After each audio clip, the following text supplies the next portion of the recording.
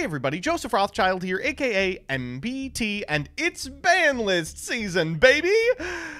In Master Duel, I don't know how we've gotten 2 of these in the time it's taken the TCG to ban 1 wave of clearly broken cards, but here it is, in Client 9/16/2022, upcoming Forbidden and Limited List update. We're going to do a blind reaction. I haven't read any of these. The only thing I know is that there is a list, so I'm hoping it's comprehensive and not just a bunch of the newly released cards from the most recent set, designed to make Branded unplayable day 1. I've been having a great time on twitch.tv/MBTYugiO playing with the new cards, so if you want to see me do that, you'll have a chance to do so in the Creator Invitational on Saturday.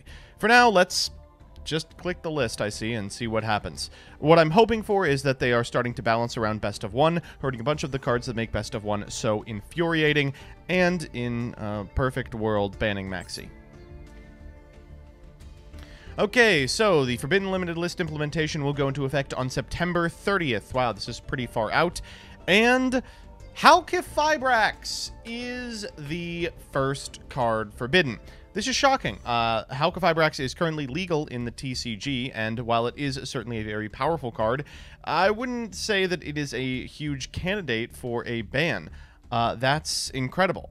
They do claim that this is the result of some decks and trends that are being used in ranked duels, so I guess I'll take them at their word. But happy to see that this is no longer going to allow us to do the truly heinous Halqifibrax combos that were available in Master Duel. Not the target that I would have selected for the ban, but was going to be a problem even in a perfect world where they banned all of the surrounding combo pieces. Why? To what end? I don't really have any problem with Water Enchantress of the Temple. I think that adventure is an incredibly important part of Yu-Gi-Oh! Actually, especially in a format so designed around best of 1. It's actually very good that decks have a generic answer to Floodgates in Dracoback. While I do find Wandering Griffin Rider a little frustrating, that's a card you could hit and still get some utility out of the engine, and maybe do what the OCG is doing and force people to just play Illegal Knight Turbo. Water Enchantress just hits the consistency of the thing. You can still play 1 Enchantress, 1 Foolish Burial, and 2 copies of Rite of Aramesir. Additionally, your Fateful Adventure is still a combo starter, so really weird to see. Very strange.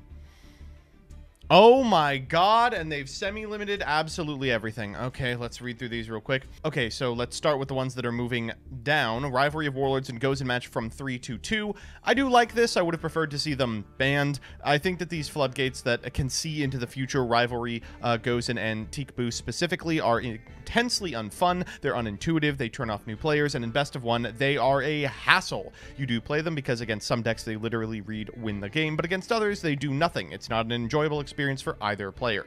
The rest of them are moving up from 1 or 0. We've got Raigeki, fine. Trishula, Dragon of the Ice Barrier, absolutely okay. Windup Carrier Zenmaity, I'm a little concerned about. I find windups to be an extremely powerful link spamming archetype. Even with Hunter banned, this can accomplish a lot. Just look at the recent Masochist banlist tournaments to see just what you can accomplish with 3 copies of Zenmaity. I will definitely be trying that in the coming weeks. ABC Dragon Buster, completely fine. Trickstar Light Stage, absolutely cool. Red Reboot. Why are we leaving this card legal in any capacity?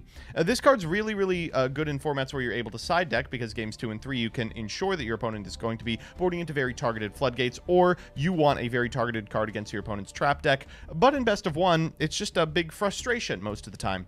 Dino Wrestler Pancratops 2 is horrifying. We learned our lesson when we did something akin to this in the Masochist Banlist tournament. It turns out if this card's at anything other than 1, people are going to play as many of it as humanly possible. I will certainly be considering jamming it in my decks, but the fact that we're playing a Best of 1 format and it's only really good going second means that probably its utility is going to be a little more limited. Spiral Quick Fix, fine.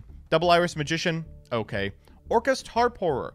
I personally am a little afraid of Orcust, but in the context of Master Duel, in which there are a ton of decks that can just combo to infinity if uninterrupted, I think it's probably not that big of a deal.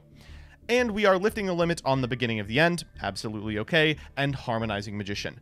I've been very critical of the last couple of Forbidden Limited List reveals from the Master Duel team, and I have to say, this one is the best so far. The bar is so low that it is literally in hell, But this is an improvement. There's a couple of changes being made specifically because Best of 1 works the way it does. Rivalry of Warlords and Goes in Match going down to 2 in order to decrease the percent of games that are decided by floodgates are good. I just wish they would go all the way. And unlimiting cards that are very, very powerful when the side deck comes into play, like Red Reboot and Dino Wrestler Pankratops, but are not too much of an issue in a Best of 1 format, is absolutely fine. The fewer cards that are on the ban list, the better. I'm really happy that they're also giving us a significant amount of tools to try and make decks that have random semi-limits for no reason in the OCG playable in Master Duel. I'm a little suspicious of the Water Enchantress of the Temple limit. It feels like we really didn't get to enjoy the lifespan of Adventure. It was semi-limited out of the gate, and now just a couple of months later, its best card is being locked onto the limited list, but I understand why they're doing it. I just happen to disagree with the design philosophy. There are, of course, additional cards that I wish were on here, infinites that I wish were way less playable, the ability to play a suite of back row spells and traps that absolutely lock your opponent out of the game remains available, and of course there are a consistent amount of top decks that are just downright frustrating to play against. Looking at you, Fluanderies. That said, this is a pretty good list. I'm happy that they didn't hit a significant amount of the branded cards as soon as they were released. This is a list that's focused around Best of 1 play and the limitations of the platform, and I'm really happy to play under it.